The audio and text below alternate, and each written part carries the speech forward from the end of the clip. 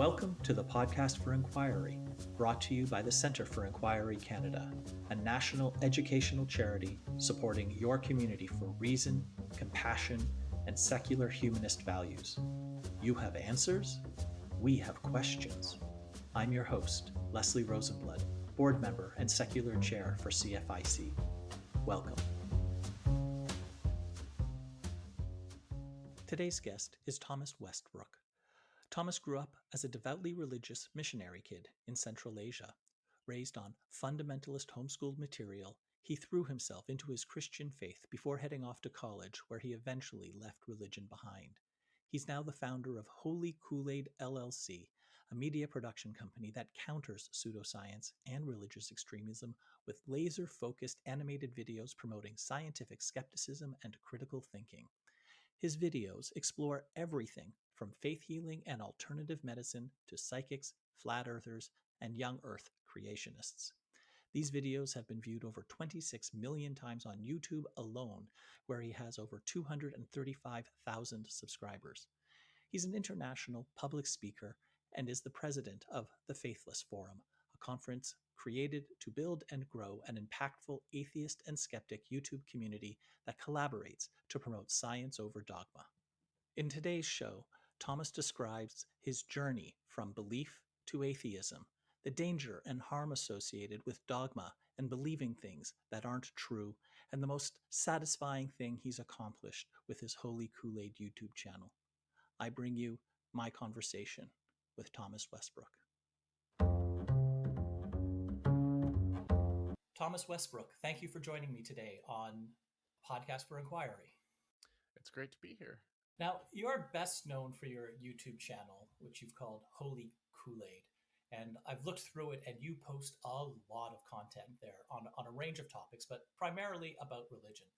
Can you tell us the origin of the name Holy Kool-Aid and what led you to start the channel? The name Holy Kool-Aid, it harkens back to the phrase that came out of Jonestown. Now, I'm very familiar with the fact that with the Jonestown cult, when a bunch of people committed suicide and some of them were, forcibly killed, that it wasn't Kool-Aid, it was Gatorade. But no one says don't drink not Gatorade, Flavor Aid. But no one says don't drink the Flavor Aid. People say don't drink the Kool-Aid. And what really stood out to me was years after the Jonestown event, there was a protest of the Church of Scientology. And there was a massive group that was gathered outside. And I believe it was organized by Anonymous, and it was spread throughout various message boards and Redditors and people showing up in Guy Fawkes masks because they had seen the harm that was done by this organization, by this cult posing as a religion, that they were saying, don't drink the Kool-Aid. Be careful, be careful what types of cults you're getting into. And it was just a really powerful image.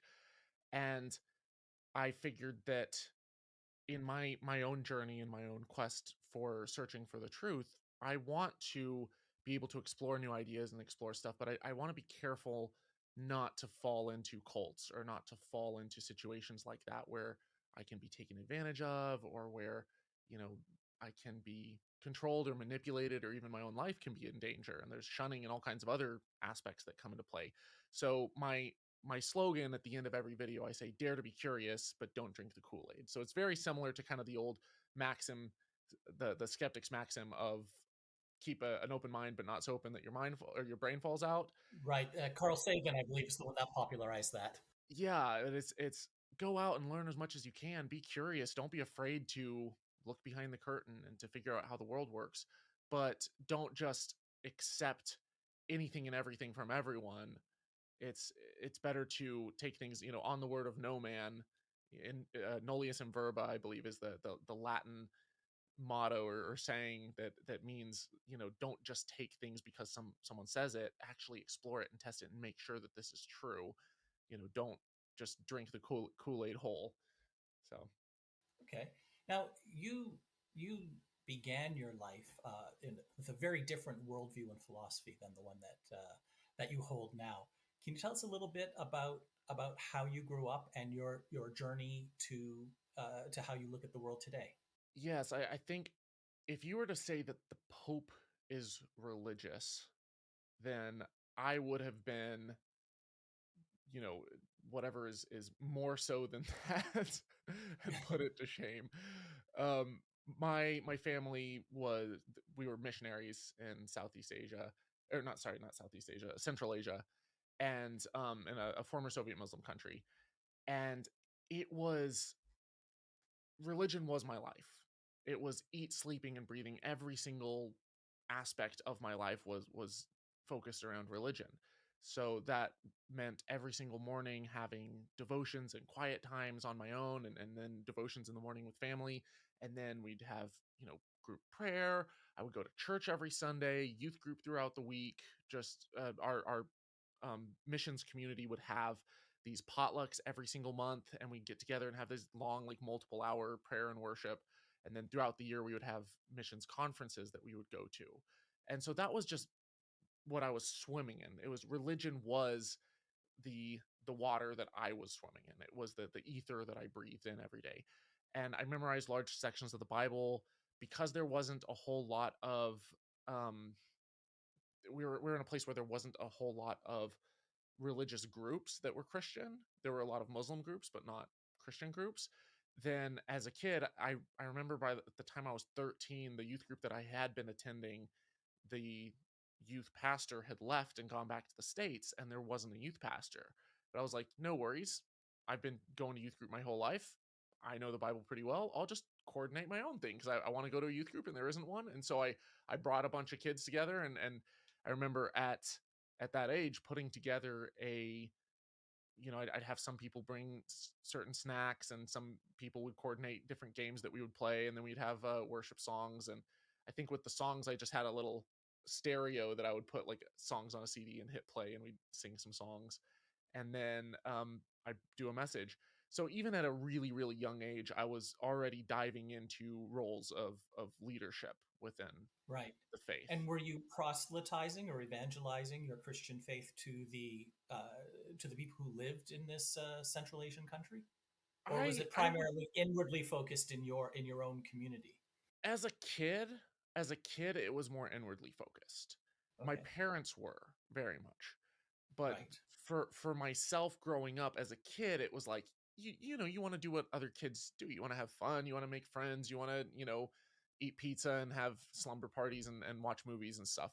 And so for me, I was very inwardly focused on my own life. But if it came up with other people who weren't Christians, I would feel this inner obligation, this obligatory urge to share my faith and to try to save them from going to hell. And I had this notion that I had been saved and I believed, but all these other people, they are living in sin and their life is so meaningless, and I have to save them from eternal hellfire. So I was very much instilled with that idea. And there were times when I would talk about it to other people, but I would not have called myself a missionary at that time. I was more of a missionary kid. I was simply in the community. But as I got older and I came back to the States, I really started throwing myself into all sorts of things. I was a church camp counselor at a Christian camp down here in Texas. I was a member of a Christian fraternity. I went to a Christian university for 1 year and then transferred to a public school. I was a youth pastor at a church for a summer. I actually went as a missionary to Kazakhstan for a while, for a semester. And on top of that, I helped lead a worship service, or worship services, at my aunt's church one summer. It was just all this different stuff, kind of sporadically all over the place. Not, it's not the typical story where you hear where someone is like, I went off to get a master's in theology, or I got, master's of divinity or something, and I became a pastor, and I, pastored one church for 10 years. That wasn't so much my story. It was more that like my faith was everything around me. It was just that was my identity. I was a Christian. And so I had things that I wanted, directions I wanted to go with my life. And yet at the same time, it was, how am I going to do that well as a godly man, as a Christian man, as someone who their faith is the most important thing to them? I think it's fair to describe you as not particularly godly today. That might be an understatement. That's an enormous change. Can you describe the process of how you went from more religious then the Pope, to the ardent atheist that you are today? It was definitely a long, gradual process. You don't go from believing things that intensely and having it as that fundamental an aspect of your identity to an atheist. Usually, it doesn't happen overnight. There were gradual steps that I took. So my the the material that I was taught as a kid, it was young Earth creationist homeschool material. If your listeners are familiar with like Abeka and Bob Jones, and these are curriculum that teach that the Earth is 6,000 years old, that humans and dinosaurs lived together, and it's pumped out from this university down in Pensacola, Florida, that makes this material, and even their university is incredibly conservative and strict. They have like pink and blue sidewalks that, or I think that they used to have pink and blue sidewalks. And now they still have certain elevators that only the guys can use and only the girls can use the other ones. And so there's still like a certain amount of like gender segregation. Bob Jones was racially segregated until the 2000s. Wow. And so like these are the universities that are making this material. And Okay. so I grew up on that stuff, and I thought that, there were tons of great Christian scientists who were following the evidence, and they all the evidence pointed to God. And I would hear things like, there's fish fossils on mountaintops, that's proof of Noah's flood. And instead of getting an understanding of like plate tectonics. So like as I'm going through this learning in this ultra Christian sphere, I'm having certain bumps up against alternative viewpoints, and they're coming from other Christians. So I have the first person that I remember really kind of getting me to think a little bit outside the box was my youth pastor. And this was later in high school, after my own youth group was only for a short period of time. But then later in high school, I had a very liberal youth pastor. And I remember him telling me a couple of things that I'm really glad that he did now. One of them was when it came to sex education. He's like, yeah, if you wind up going out and having sex, you probably should use protection. And I was like, well, I'm not gonna until marriage, all this stuff, but like I'm glad that he gave that advice. And then another thing that he said was when it came to evolution, he said, I'm an old Earth creationist. I don't think that the Earth is 6,000 years old. I believe in evolution. And when you go off to college and you start encountering all of this evidence, you don't have to throw everything out. It's okay. You can believe in evolution and still believe that there's a God, and still, get great value from the Bible. And so while at the time I was I didn't accept evolution at all, hearing that from him, it kind of opened the door a little bit where I was like, okay, I can at least, it's not an either or. I don't have to throw the baby out with the bathwater. He removed the taboo about understanding or at least considering evolution. Yes. But I still had this notion kind of in the back of my mind that I would, the more that I learned, the more that it would disprove evolution. And that as I kind of get my voice out there, that it would debunk all of these sinful Right. scientists who are just trying to live a life of sin and they're controlled by Satan or You whatever had is the going on. truth on your side, so the more you learned, the better, the stronger your position was going to be. Now, Exactly. in university, I spent one term living with the way they describe themselves were born again fundamentalist Pentecostals. And, Mm, and one thing that they said that I will always remember is that evolution is nothing but a theory hatched by scientists for the sole purpose of discrediting God's true word in the Bible. So I'm guessing that's similar very similar. to the philosophy that you held at that time. Yeah. And then the next encounter that I had with something that kind of started opening up my mind a little bit more to question is when I was working as a church camp counselor. I had a fellow counselor who he was talking about his testimony and how he was exploring, and he figured that truth withstands scrutiny. And if something isn't true, then we shouldn't believe in a lie. But if it is true, then no matter how much you explore, it'll be vindicated by the truth. Truth withstands scrutiny. And so for me, that was something that I had never even thought that it was even remotely an option to throw out my faith or throw out religion. But I kind of had this moment of like, yeah, if it's not true, then I don't want to follow a lie.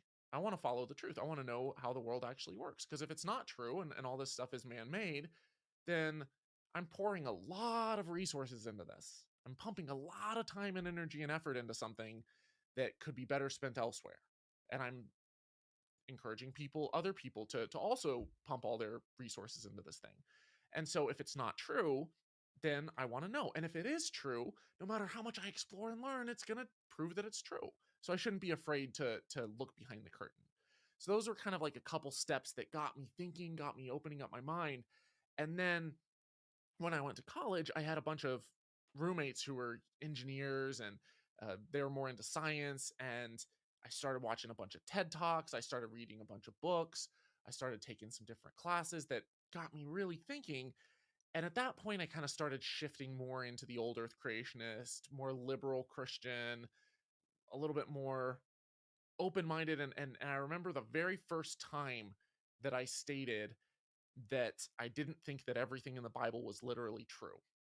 And I was having I came into an argument between two of my roommates, and one of them was a young earth creationist, as I had been up until right around that point, and the other one was not, but they were both Christians. And one of them was saying, well, come on, like obviously some of these stories are, allegory, and some of them are, metaphorical, and they're not meant to be taken literally. And he's like, no, it's literally true. And I remember saying, like, come on, man, not everything in the Bible is literally true. And like as I said that, kind of hearing those words escape my mouth, it was this, wait a minute. Do I actually believe that? I think I do. What did I just say? Like that almost sounds like blasphemous. Like that's, you know, horrifying thing to say. But then like I realized that I did think that that was true, and that did pass the sniff test, that everything that I had up until that point been learning and studying, it didn't seem like it was literally true. And the more that I learned, the less of it seemed to be literally true. And so it was this very gradual process, but eventually I had a point where I realized that I no longer believed in hell, and that didn't make any sense philosophically, because why would a just God condemn someone for eternity? Even if you did the most horrible things, even if you were, you know, Hitler and Stalin, then if you've committed atrocities to 12 million people, a just punishment to that would be to have those atrocities committed to you 12 million times. So maybe you die and you go to the afterlife and you experience all the suffering you caused someone, and then you die and then you are brought back and you experience it again, and maybe that happens to you 12 million times. And maybe it's this horrible suffering experience that you go through, but you have received the punishment to the degree that you have inflicted the Right. There's suffering. the sense of proportionality. Any infinite punishment for finite crimes Is kind of violates infinitely our unjust. intuitions about justice, and especially if Mm. somebody is, I guess, 51% bad or 50.1% bad, and goes to hell, and they're suffering the same punishment as the most Or evil people. 99% good, but they are 1%, they've, done a few sins here and there that, didn't really harm anyone, but they go against the Bible, or they just didn't believe.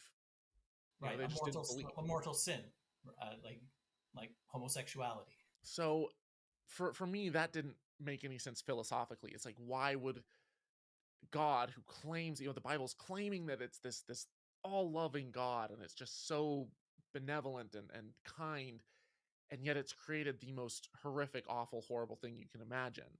And so I started learning a little bit about the history and the origins of hell and where these notions came from, and I discovered that ancient Jews didn't believe in hell, not in the way that we do, not even remotely. And as I started learning the origins of how the hell myth came about, it was very, very clearly man-made. And when I saw the human fingerprints all over this idea, I don't think that it was just one person that's like, hey, I can control the masses by getting them to be afraid, and then they'll, come to church and I'll be this, powerful priest. I don't think that it was thought out in that way. But I think that the idea evolved in that way, and that ideas that propagate very easily, which when you're afraid of hell, and that's an incredibly a powerful way to get people to follow a religion is out of that intense fear, then that idea, it's naturally selected for. And so that Right. So idea you're spreads. describing what was originally meant by a meme, an idea Mm, that propagates. It means something very different today, but like ideas that propagate under similar principles, although at a vastly faster time scale as biological evolution. That ideas that sort of get into exactly. people's brains and then propagate into other people's brains are subject to similar dynamics. So Even if they're not true. that's what you saw in the documentary record when it comes to hell. And when you look at the various religions, the most popular religions like Islam and Christianity and Judaism, like they nowadays, like, I mean, Judaism doesn't have quite the same notion, but like Christianity and Islam definitely have a very intense notion of hell. And Hinduism, I think there are some sects that have like a similar idea, but it's different. Um, but there's so much variety within Hinduism. I'm not an expert on it by any stretch. But as I saw this idea that was like, a very, very controlling idea that keeps you in fear, locked into the faith. As soon Mm-hmm. as that idea was gone and that belief was gone, all of a sudden, I didn't have to worry about what was going to happen to me if I no longer identified as a Christian. So I want to delve into that a little bit deeper. I've spoken with a number of folks who used to be believers and are not, and this wasn't true for everyone, but many they were reasonably happy as in their faith, and then when they started having doubts, uh, uh, this was intensely painful, like psychologically, psychically painful, because they defined themselves as a Christian or as a Jew or as a Muslim or as like they were devout, and it was part of who they were. And when they were trying to be honest with themselves and they didn't believe, it was like they were stripping away from themselves that which gave their lives meaning. And then and that process, like, so if they start out like at this level of happiness, there was a really deep valley that they went through, and despair even for many of them. And then when they got through it and came out on the other side, and they realized that there is still a sense of ethics, there's still meaning even without the structure of their holy book or of their God. They tend to be much happier than they were even when they before they started. But there was a real uh, period of time that where they were suffering emotionally and psychologically. Uh, was that true for you, or was it more just curiosity? Because the way you're describing it, it seems more of a I didn't think of that, and you're just proceeding to the next level. And I'm wondering if you had that same sort of angst and self doubt and like and a sense of like an existential crisis. Like, if I'm not a Christian, who am I? Am I even a person? So Yeah. was that true for you, or was Oh, your I no, approach I definitely experienced a lot of that, where as I'm having these doubts, the version of Christianity that I believed in was shifting. It was altering.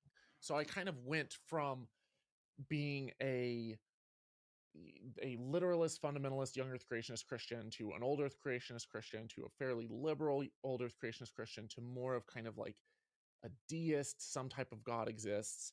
But even as I'm going through those steps, it's like the losing the fear of hell was kind of the last thing that kept me from basically saying, okay, I genuinely don't believe this anymore. At that point, I pretty much lost the belief, but Mhm. I was still terrified of, but what if I'm wrong? Pascal's wager. And I didn't know the history, I didn't know the origins, I didn't know any of the comebacks to Pascal's wager and the reasons why it's a bad bet. In case people don't know, can you summarize Pascal's wager? So Pascal's wager basically says that isn't it a better bet if like let's say that you've got a couple different options. You have God exists and I don't believe. And so if God exists and I don't believe, I can go to hell. And if God doesn't exist and I don't believe, then okay, no big deal, but it's not a huge reward or punishment either way. And if God does believe in, or God exists and I believe, then I go to heaven and have this infinite reward. And if so it's like you really, really want to make sure with that bet that you believe, because if you don't and God turns out to be real, then there's this infinite punishment that's just terrifying and awful. And there's a couple problems with it. The first is that, one, it's not just God or no God. It could potentially be millions of different gods. And so there's always a possibility that by worshiping one God, you're worshiping the wrong one. And maybe that God, You're really pissing off the God that actually exists if you don't choose exactly, one. maybe that God is really, really jealous.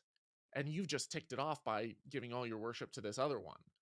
Or maybe God doesn't like the self-righteousness of religious people that think that they have it figured out, and much prefers the honest, sincere humility of someone that says, I genuinely don't know, but I'm going to follow the evidence wherever it leads. And so, those are a couple things. And then the other thing too is, it's not without cost to, of all the time and the effort and the resources that you pour into your religion, just simply out of fear of hell, then you are giving up something. And then the last thing is, you can't choose what you believe. So I could tell you, oh, I believe that the sky is green and not blue, or that the sky is bright, I don't know, pink or something. And you could, obviously, there's sunsets and stuff. That's not the best example. I could say, like, I believe that I'm not talking to a person right now that you are actually a unicorn, or you're an Xbox controller. And you can put a gun to my head and say, like, if you don't believe that that's true, I'm going to kill you right now. And I could tell you I believe it. And I could really, really swear up and down that I believe it. And I could say it out loud, and I could go to church and I could sing songs about how much I believe it every Sunday. But it doesn't change the fact that I know that I'm being disingenuous, and that deep down inside, I genuinely don't believe that you're an Xbox controller. I don't believe that's true. And so it's like, in that regard, we don't really have control over what we do and don't believe. And so for that to be the sole thing that determines if you go to heaven or hell, and you don't have control over it, then, one, that's a really bad criteria for a God to use, especially one that is so hidden from us. And two, it's not something that we have any control over anyway, so we can't really make the bet. We, so it's, at that point, you're like, okay, well, I might as well just be sincere and genuine and honest, and, you know, actually say what I do and don't believe, rather than pretending like I believe something that I don't. So with those steps, as I lost the fear of hell, I still had my identity baked in my faith. It was, I was a Christian. I was a part of a church community. I had, all my friends were Christians. All my family were Christians. My coworkers were all Christians. Most of my fellow students that I went to school with were Christians. Not all of them, but most of them. And so, like, finding a community after I left, that would have been a challenge. So I didn't want to, like, suddenly be an atheist and all of a sudden there was all this stigma attached to it. And I knew that I'd probably be either somewhat, like, ostracized or shunned, or at the very least people would see me differently and look at me differently, and I didn't want it to affect my working environment or my career. So I kind of just kept it to myself for a while. But while I'm keeping it to myself, I am binging on everything you can possibly imagine. At this point, I am more curious than you can possibly imagine. And I'm watching YouTube videos, I'm watching college lectures, I'm finding things, because at this point I've just graduated from college, and so I'm finding that there's college courses on edX and on Coursera that you can take for free. I'm finding entire courses uploaded to YouTube from universities that I'm watching. I'm finding scientists that are very easily debunking all of these religious ideas that I had had up until that point. And I'm also reading a lot of different books and listening to a lot of different podcasts. And I'm just really trying to figure out how the world works. So I found myself very much entrenched within the scientific community when it came to the types of content I was consuming. I hadn't gotten involved. I wasn't making my own content. I wasn't going to any kind of conferences.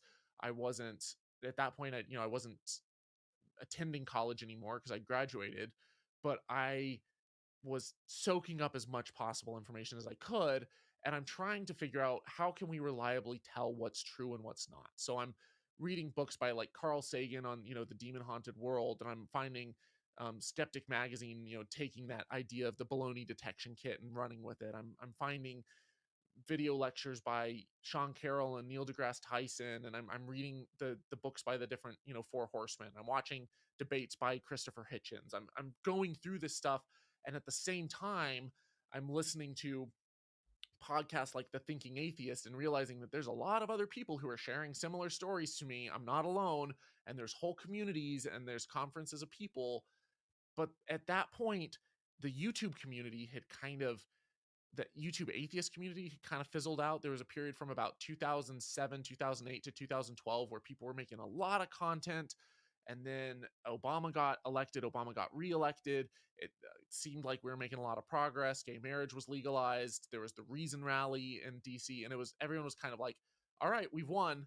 Now we're more concerned about talking about politics, social justice, feminism, things like that, and shifting away from the atheist stuff that a lot of the YouTubers who'd initially been making content on this stuff had grown kind of tired of because they'd already discussed a lot of the issues and questions that they had, or the arguments that they had been running up against. They had already really gotten the content out there, and they wanted to move on. They wanted to mature past the baby atheist phase into more content. And so there was kind of this lull where the YouTube scene had a bit of a vacuum, and I felt I could fill it at that point because I no longer identified as a Christian. I wanted to get my voice out there, but initially I'd just been making YouTube videos as a way of like kind of putting my ideas and my thoughts to words, and potentially as something that I could share with family or people who asked me why I didn't believe. But then I saw that the videos were picking up traction and people were watching them, and that there was a very big thirst for this kind of content. And so I decided to see if I could do it full time. And that was about 6 years ago. There's a lot there that I want to talk about, Yeah. but I'll just take this last bit.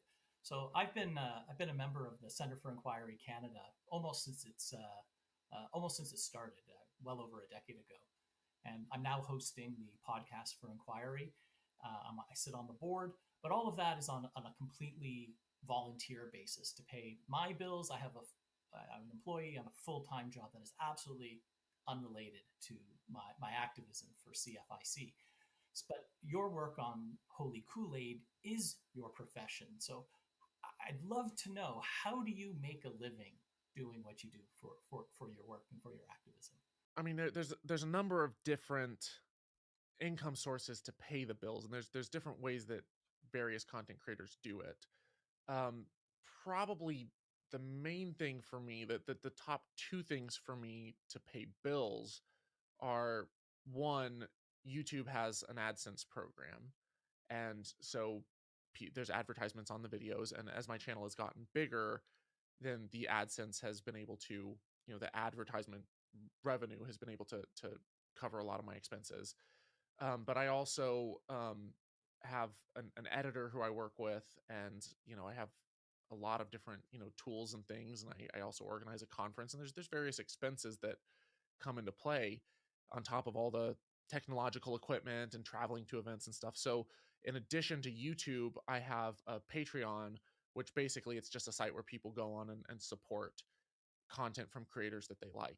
And so if they see that you're doing something that they believe in, you're speaking to an issue that they have struggled with, you're providing some sort of value through sharing your story, then people can go on and make a certain amount pledge per video to support your work.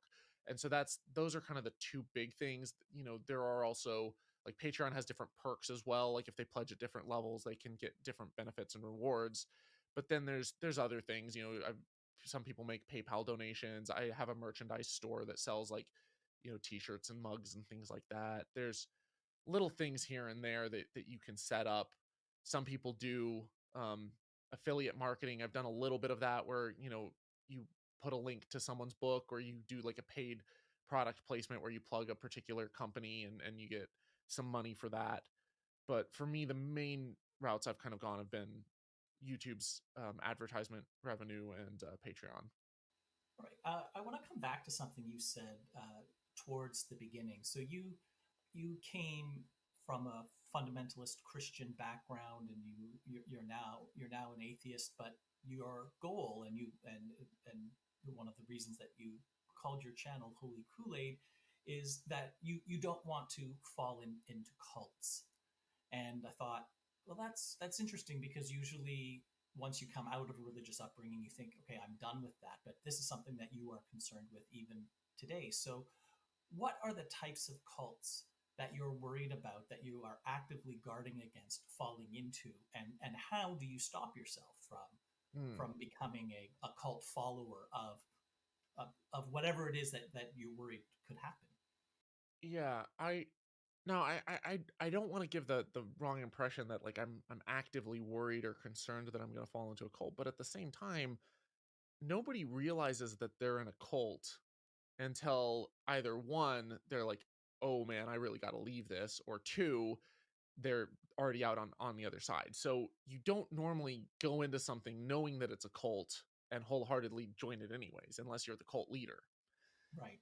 That said, there are elements and there are signs of cults that stand out, and Stephen Hassan has created this model called the bite model, where there's different elements and control tactics that you can see in cults. And just because one organization has one of those things doesn't necessarily mean it's a cult. But as you start going down the checklist and you realize that the group that you're in is checking off all these things, that it's controlling what you can and can't say, and it's shunning people who are outsiders, and it's got its own, you know, private groups and secrecy and stuff, like there's little things here and there that you got to look out for. Mhm. And so for me, when it comes to guarding myself against cults, like there are things within all kinds of communities that will try to control like what you can and can't say, or what you can and can't do. And there's elements of, chastity, sanctity, purity, and like control. And I think that there are times when all of us will self-censor because, we were in group settings and some things are inappropriate to say, and there's some stuff that we know has social consequences if we say. And so like there's it doesn't mean that you just blurt out everything that's on your mind, and that if you don't, that you're in a cult. But at the same time, like I think that having freedom of inquiry, freedom to question authority, freedom of thought, freedom of speech, all of these things are really crucial to set up and to safeguard, to make sure that we don't wind up trading one cult for another, or one community that's dogmatic for another. And so for that reason, I do try to evaluate the friend groups that I'm in and the communities that I'm in, and see like to what extent am I able to have these freedoms, and to what extent are they restricted.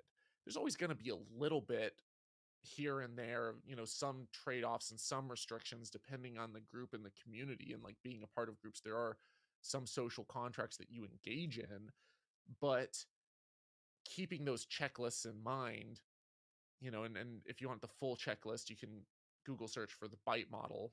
I think it's BITE by Stephen Hassan, and just, you know, give your current situation a thorough rundown, and see if you're checking off those boxes or if you're in the clear. Unfortunately, there's no shortage of pressing issues facing the world, whether it's humanity that's cooking the planet, vaccine denialism during a global pandemic, blind partisanship overriding any sense of civic duty, or social media preferentially recommending misinformation and inflammatory content, and on and on and on and on. You've decided to focus not exclusively, but primarily on religion. Can you tell us why? What went into that decision? I think that we are shaped by our upbringings, and religion is something that, because it was such a core fundamental aspect of my life and my identity, I have experience with it. Right. I have decades of experience with it. And specifically the Bible. That's why I focus more on Christianity than I do on any other religion, because I know it the best. I can speak to it. Right. It was your life. Exactly. And if I hear an atheist making a bad argument, and I know that that's not what Christians actually believe, I've called out people before and said, that wouldn't have resonated with me as a Christian, because there's like this, and and I think some arguments are better and worse than others. So I think that's one reason why I talk about it. The other thing is I definitely see a tremendous amount of danger when it comes to dogma, and potentially a significant amount of harm. I don't think that every religious person is, believing things in the same way. I don't think that every single one is doing as much harm as another. I don't think that every religion is necessarily equally harmful, but I think that there are dangers to believing in things that aren't true, or to believing in things on bad evidence.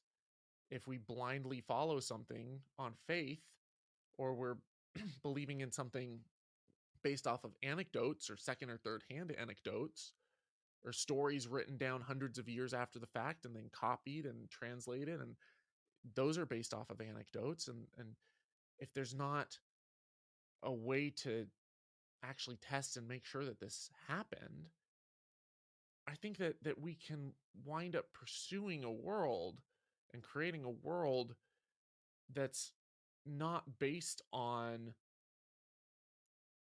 finding the truth and using good epistemology and good methodology to try to find out how the world works. Once we have those methods in place, once we can actually scrutinize and test and try to falsify the beliefs that we have, and continue going back to the drawing board and questioning authority, and coming up with new models and figuring it out. And it's not that science has this perfect answer that's just like, this is exactly how the world works and we know everything. That's not how it works. Because it's this process, it gets incrementally closer and closer and closer to how the world works, because we're able to constantly keep reevaluating things and making it more accurate and building better models that actually fit all of the data. And if we have a model that doesn't fit some of the data that we have, but it's the best one we have up until this point, then scientists go into this race to try to get a better model to figure out how to answer for that data that's not currently answered for. And so for me, if we want to make progress, both scientific progress, social progress, if we want to, moral progress, philosophical progress, it's done by having these methods to question and improve.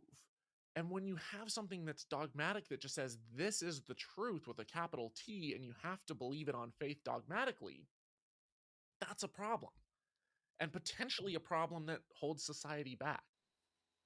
If you already have all the answers, then you stop asking questions. When you stop asking questions, then you don't change things, and if you don't change things, then you don't improve. Does that sum it up? And not just that, but there's a tremendous amount of harm that I see propagated because of religion, not in the name of religion, straight up because the text says to do a particular thing. So, for example, the way that the LGBT community has been treated by people who are religious.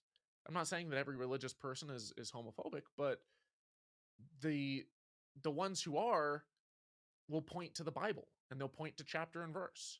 Right, where if a man lies with another man as he does with a woman, he has committed an abomination. Exactly. And so I see harm that's done. Right now, the woman's right to choose is being taken away. And we have people who, in mass, are pushing for turning America into a theocracy. Christian nationalism has reared its head like never before. And not just, during the last administration, it's still there. It's still there, not just on our Supreme Court, like underneath the surface. You go to any church in America, and not any church in America, but especially most of the ones in the South, and there's a strong political agenda, and there's a strong message there that's pushing for a particular idea set. and it's dangerous, and there's a lot of harm that's caused by things like purity culture, by people who are terrified of their own bodies, and they're given bad information about sex education. And so that's why you have, in the most religious pockets of the US, also have the highest rates of STD, the lowest rates of use of protection, the highest rates of teen pregnancy, the highest rates of abortion, and the list goes on and on and on. And you have people who are more concerned with pushing a religious faith than actually helping people. And and sometimes it leads to things like justifications for climate change denial, where people say, well, even if climate change is true, Jesus is coming back soon anyway, so it doesn't really matter. We're given dominion over this earth, we might as well, fill the earth and subdue it. And now there are Christian arguments from the other side. There are, liberal and progressive Christians who push back on that, and good for them. I see them as allies. I think that's phenomenal. But when people are pulling from this book ideas and saying, this says this literally, this is why I believe it, and I have to believe it because it says it, and they're not willing to actually question and see, like, well, but is this how the world actually works? Is this actually true? Is this actually beneficial? Is this actually harmful?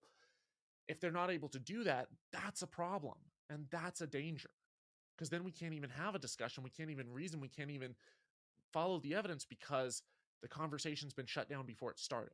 In your experience, is there a way to get through to those people, or do you just seek out those that at least are open to an honest conversation? And how do you find those folks, if so? There isn't a way, there are multiple ways. And I think that it's not a one size fits all solution. There are some people who are Christian solely in name only, and they go to church and stuff, and they don't really believe it. And then they have, they see the harm that's being done by religion, and they see the cover up of, you know, priests abusing kids, and they're done, they're out. I don't think that that's the best reason to stop believing in something. I think it might be a good reason to stop giving tithes to the church, or to stop supporting a particular pastor, but that doesn't necessarily mean that the book is wrong or that God doesn't exist.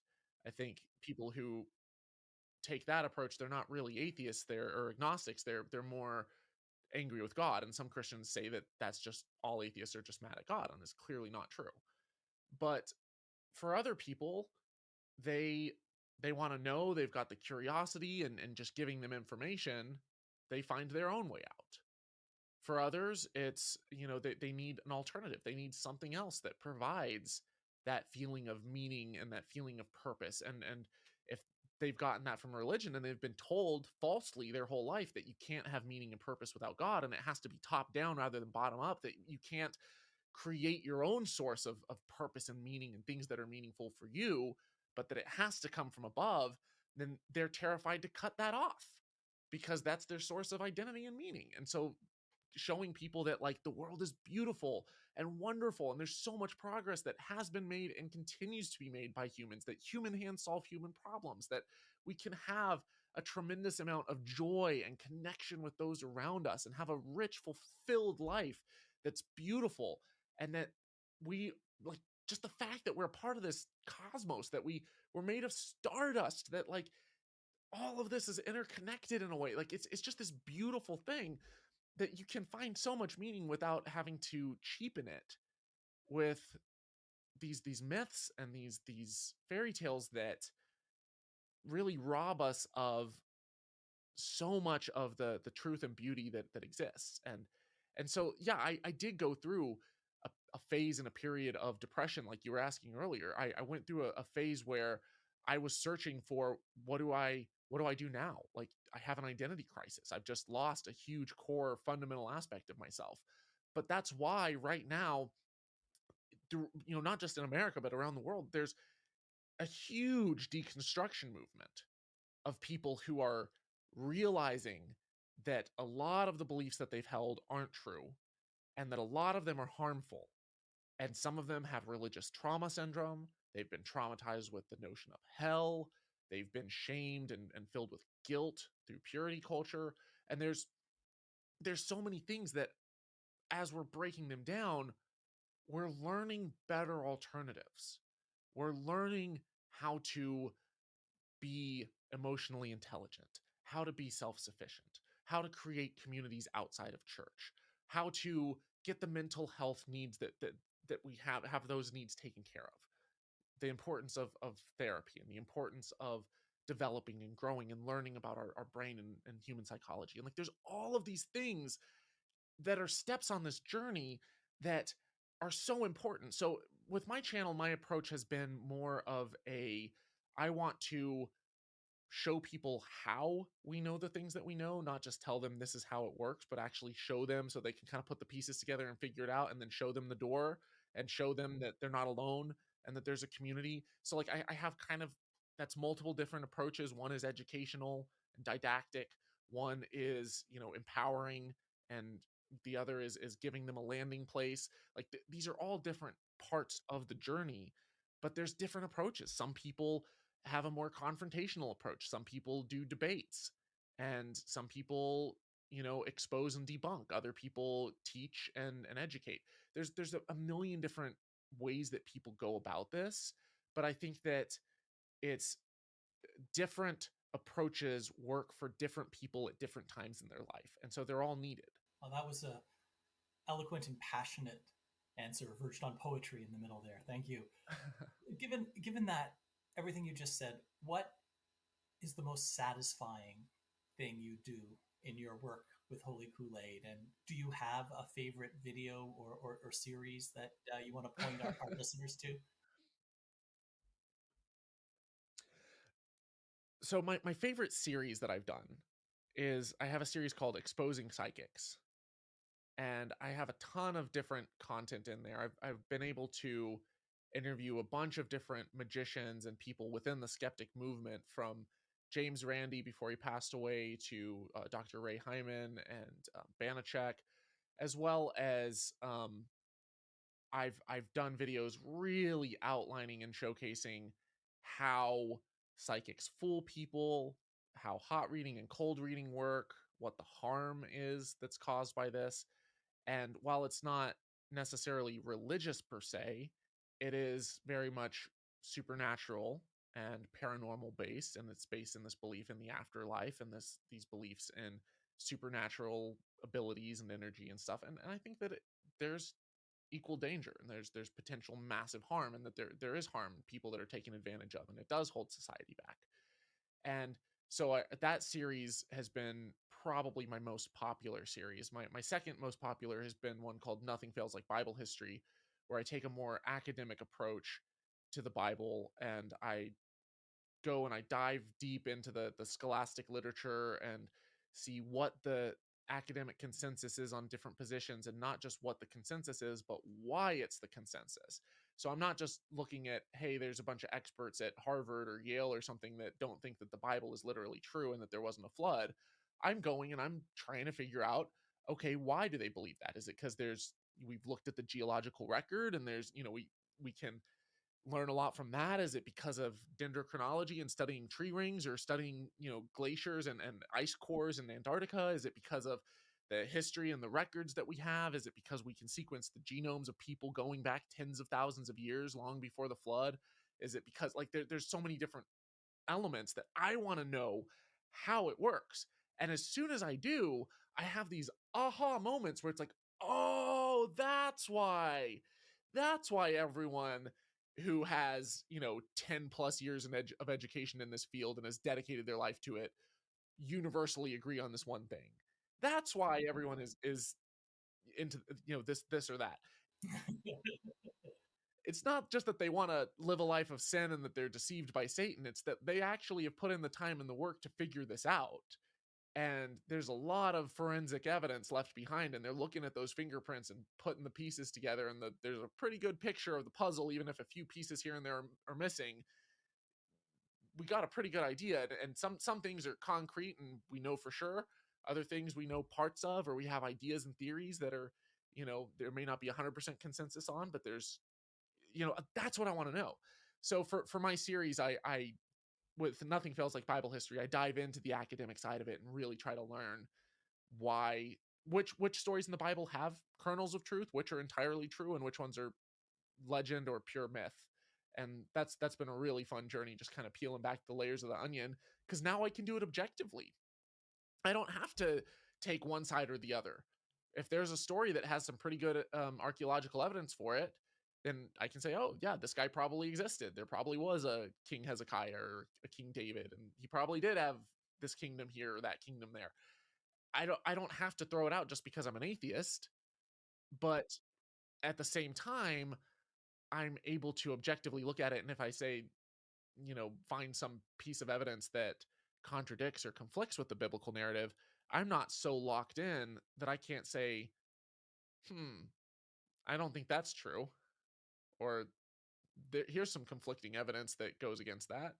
If nothing else, I wish that more people would take your approach when they said, I did my own research. That when you you did your own research, and I approve of that. But usually when I hear that phrase, I become wary because it often means that they didn't. Even then, let me couch that, because when I say, like, I'm not saying I did my own research. I'm saying I read and understand the research done by experts who have dedicated their lives to these Yes. areas. So when someone goes in and an archaeologist digs up a tablet in a particular strata of the Earth's layers buried down, and they're using these meticulous methods to date it and figure out when it is. They're dating all the surrounding materials, using carbon dating. They're using epigraphy to figure out the writing style when it was written. They're looking for mentions of other people and trying to kind of cross coordinate and have all these syncretisms.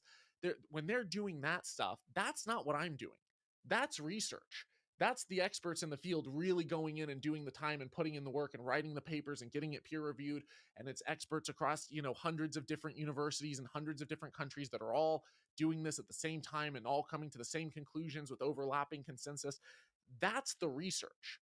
What I'm doing is I'm coming along and saying, okay, I don't have a long enough lifespan to be able to, or a long enough attention span to be able to go and get a PhD and become an expert in every single one of these fields, to go, and I don't have the money and the resources to fly out and do all of that myself.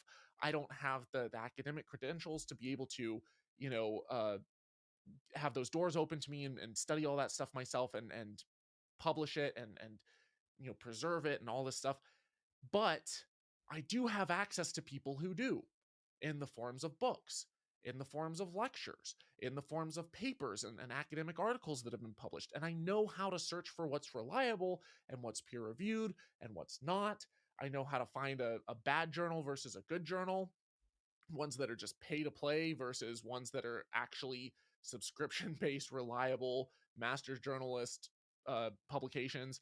And because I have that kind of bare minimum understanding that I think everyone should get in high school, but most people don't, then I'm able to go through and kind of sift through. And it might take me longer to read the articles because I might be having to pull up a dictionary and a Wikipedia article and a bunch of stuff as I hit certain terms to figure out what they mean.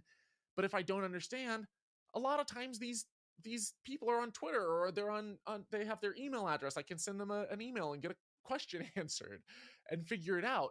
And I don't make the videos until I have that, like, oh, it clicks. And that's the type of stuff that you would learn at the bachelor's level in any field. You might learn in a freshman level archaeology class. You don't necessarily need a PhD to understand. Most of us haven't taken even a bachelor's level course in archaeology. But as you're diving into all these different fields kind of at that entry level, you start to at the very least learn what the consensus is and why, and you see all the overlaps between the fields on certain things. And so that's what I want to share with people. That's what I want to take and package up and give to people, because I don't have to do any other full-time job. I have all the time in the world to just focus on my channel, which is why people support the work that I do, because, if, it's a lot of time and energy and effort, and it takes a tremendous amount of knowledge of, like, video editing and the skill set that I bring to the table, and being able to communicate it well and then market it well. Like, there's so much that goes into it. But I don't think I'm doing my own research. I think I'm learning about other people's research. That's fair. So, last question: what's next for you? What do you have in the pipeline, on the horizon, that you can tell us about, that gets you excited? Yeah, so right now depending on when this podcast airs, I do have some more episodes of Nothing Fails Like Bible History I'm working on. I would like to do another psychic fails video. I have in my psychic series, one of them is cringe fails of psychics that make predictions and get things wrong, and those are always fun to watch. Yeah. A little bit of Schadenfreude goes into it, but it's mostly just humorous, but at the same time showing people that you're normally only shown the hits and not the misses. I also organize a conference called the Faithless Forum, and we're taking a break this year, but good possibility that I'll be bringing that back next year. So possible rebranding, possible slight change in style, but overall same event. But yeah, other than that, those are kind of the two big things that I'm working on. I've got a couple other conferences. I'm probably going to be attending the Freedom from Religion conference in San Antonio, and the PsyCon in Vegas is always one of my favorite ones to go to. Got a couple others where I've had a few invitations to speak at conferences. By the time this episode gets out, this will have passed, but this weekend I'm going to a conference called BetterCon to talk about better ways to have interfaith dialogues, as well as how to build healthier communities within the secular circles. And so, yeah, it's just a lot of travel, a lot of speaking, and continuing to make videos. That sounds great. Thomas, thank you so much for taking the time to speak with me today on Podcast for Inquiry. If people want to find out more about you or follow you online, where can they go?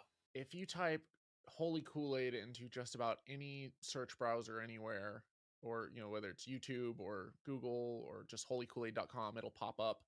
I have a little bit of a presence on TikTok, but I'm expanding that out.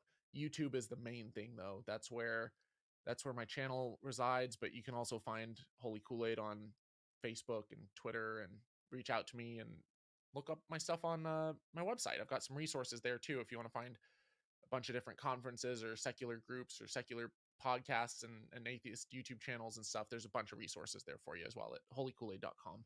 That's great. Thomas Westbrook, thank you again. Thank you. It's been a pleasure.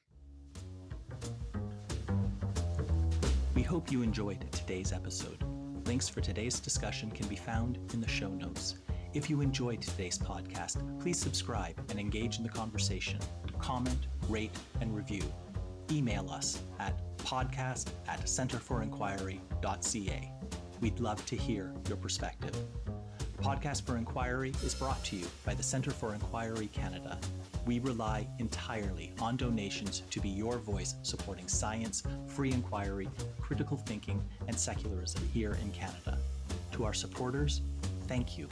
If you have not yet contributed, please consider making a donation today at centerforinquiry.ca/donate, or becoming a member for only $30 per year at centerforinquiry.ca/join. Your contribution supports our efforts to have reason and evidence drive decision-making everywhere. CFIC is on the web at centerforinquiry.ca. We are on Facebook, and follow us on Twitter at CFI Canada. Podcast for Inquiry is produced and edited by Matt Payne, Nikolay Nikitushkin, and Martin Zielinski. Music by Anthony Lazaro. I'm your host, Leslie Rosenblood. See you next time.